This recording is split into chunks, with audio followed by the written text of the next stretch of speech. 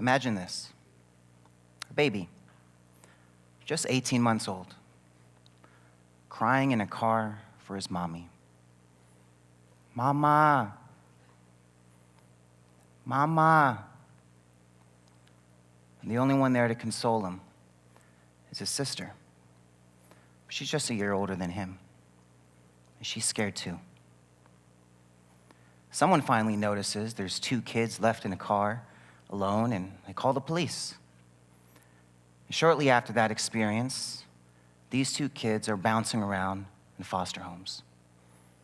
8 different homes. 8 different times a trash bag holds everything beneficial and meaningful in their lives. And by the 8th home, that trash bag held nothing more than the clothes of the previous foster kids before them. This is my story. I was that little boy.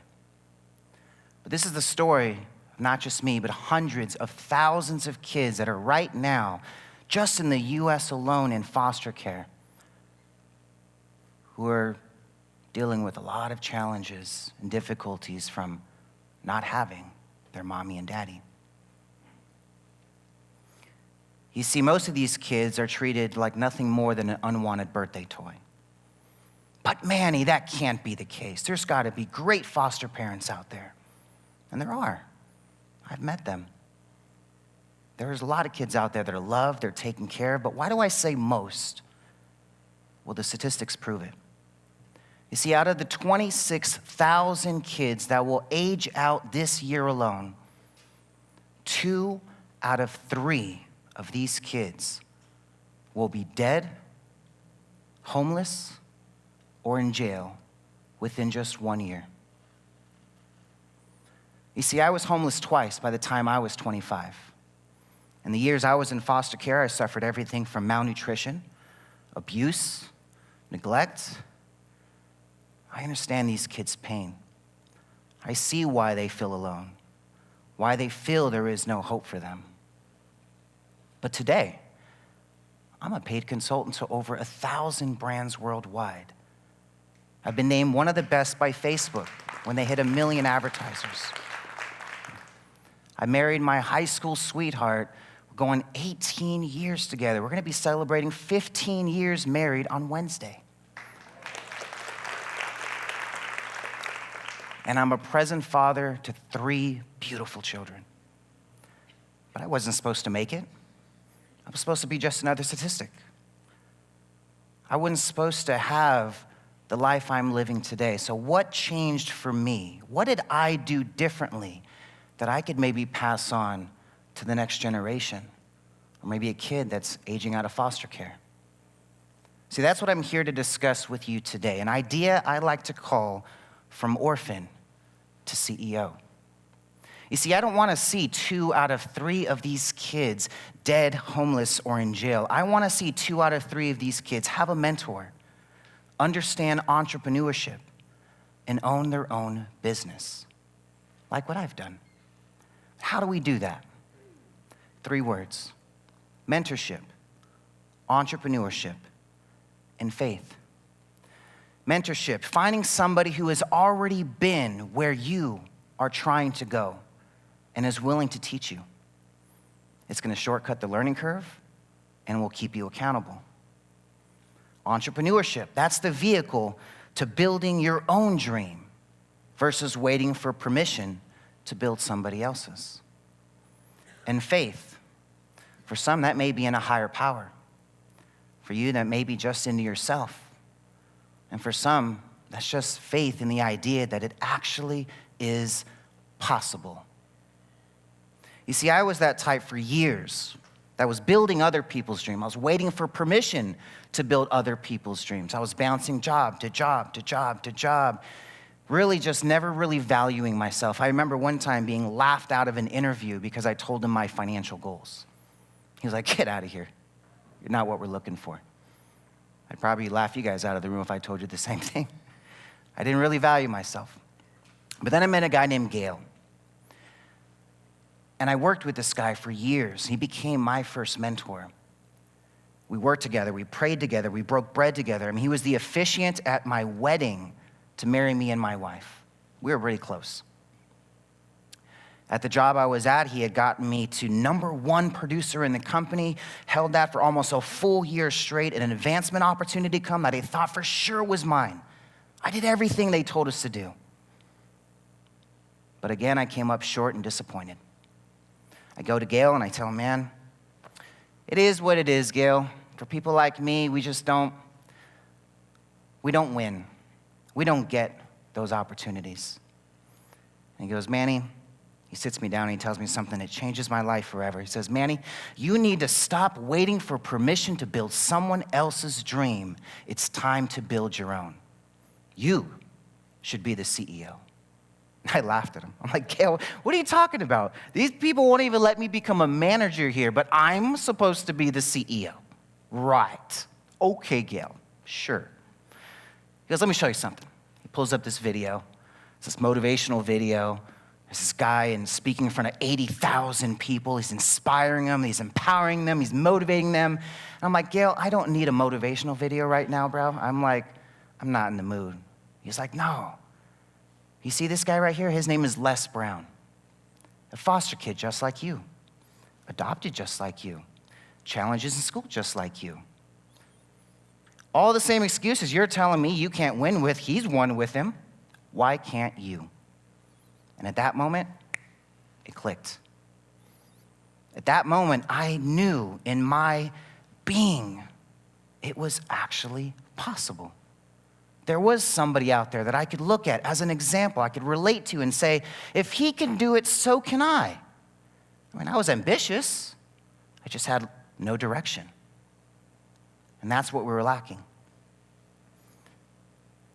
So at that point, I go and I decide, you know what? I am going to go build my own dream. I'm going to start my own business. And Gail says, you need mentors.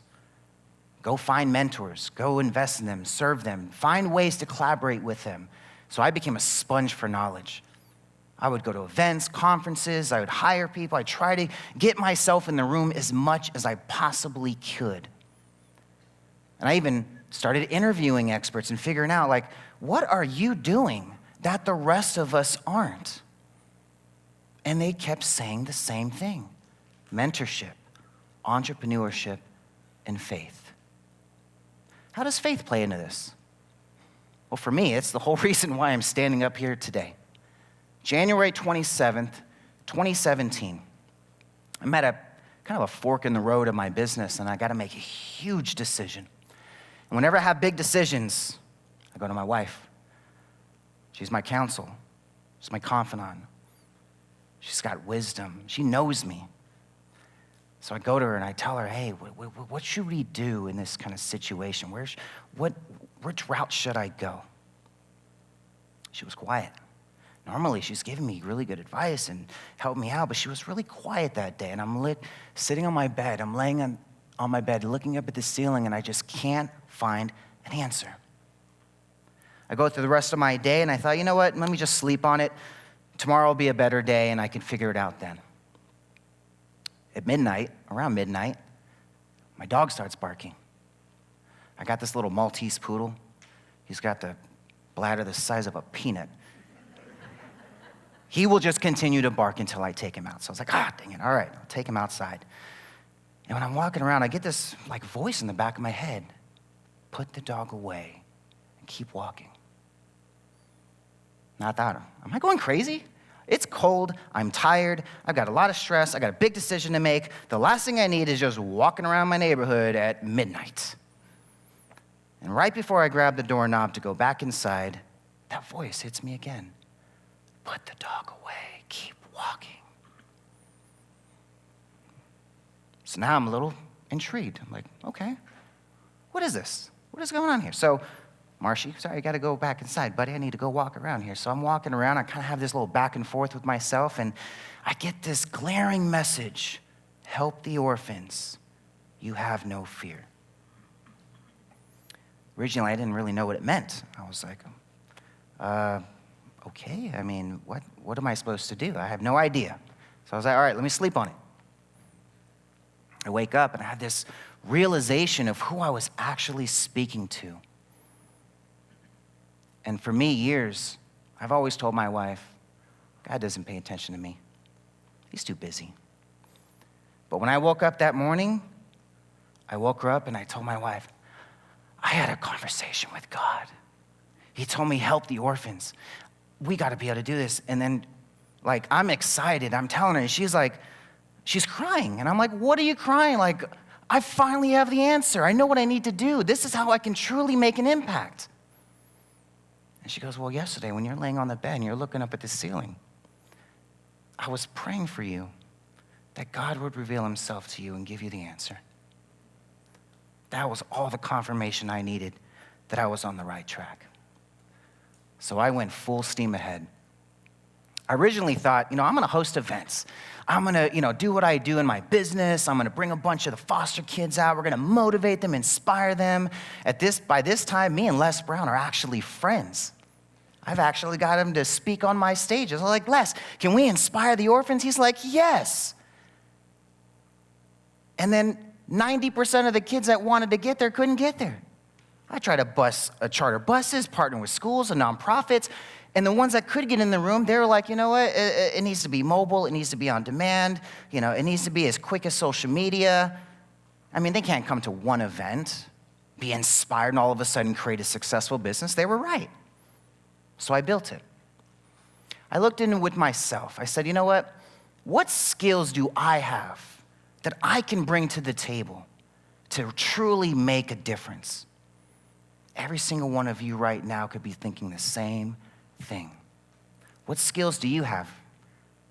What cause are you passionate about that you can truly make a difference? For me, that's the orphans, the lost generation, those that don't feel wanted, they don't feel loved. They're searching for that connection. That's who I'm going for. And I even created a process to do it. Picture this. You guys are going to a grocery store, you go to restaurants, some of these places you guys shop at, and they tell you, hey, download our app, and you get rewards. And then you get enough rewards, you get free stuff, right? You guys familiar with that? That's called gamification. And the idea came to me when my son was playing video games. My son's actually right over here. And he's playing this game called Fortnite. Anybody ever heard of Fortnite? Yeah, he came to me and he says, Dad, I gotta get my V-Bucks. I'm gonna get my V-Bucks. I gotta play it so I could get my V-Bucks. I'm like, what are these V-Bucks? He's like, they're the rewards I get in the game. Every time I play the game, I get these rewards and I can get free stuff. I'm like, oh, that's cool. Pretty interesting concept. What if we combined gamification with education? What if we created a way where we can actually reward kids to go to school instead of putting them in debt to go to school? What if the teachers were active in the industries they taught in so our students are learning from real world experience? Not only did I think that was a great idea, I tested the theory. I created my own online platform, mobile, on demand, as quick as social media. I brought in, from my 1,000+ clients, I brought in the best of the best that I can think of to teach the processes of mentorship and entrepreneurship and be able to teach these kids how to do it. And the whole time they're going to school, they're earning rewards. And they can use those rewards to actually work with the people they're learning from. Imagine they're learning from somebody who tells you how to start a business. I've grown a business to 7 figures. And they're teaching the process. And then the students can actually hire them without a penny out of their own pocket. We've been able to serve over 38,000 students, and they've paid me nothing. But I want to give you 2 examples of some of the students that have actually gotten results with this process. One of them, he's a photographer. I met him at an event, and he was just donating his services, trying to get his name out there. And I found out he was from foster care. And I was like, let me put you through my program. It's completely free to you. Like, I already fund it through my business. You don't even need to worry about anything. And in 2 months, he was finally able to get his first paying clients. He started to become a paid speaker. He's getting flown across the U.S. to share his story on foster care and what he's doing with his business now. That's the type of impact I would love to make. Not seeing this kid strung out on drugs or struggling because he's on the verge of homelessness again. Then another student, she wanted to perform. She loves to sing. And so when I met her, I found out she was in foster care, and I'm like, perfect, let me show you what we can do for you. I put her through my process. We taught her how to serve her way to success, how to build a business, how to build relationships, how to structure yourself. And just recently, I saw a post of her with Grammy Award-winning producer, and she's collaborating with her music, and she thanks From Orphan to CEO. And I was like, it's working. But you know what? I can't do this alone. If it takes a village to raise a child, what do you think it takes to raise an entrepreneur? I need this to go large scale.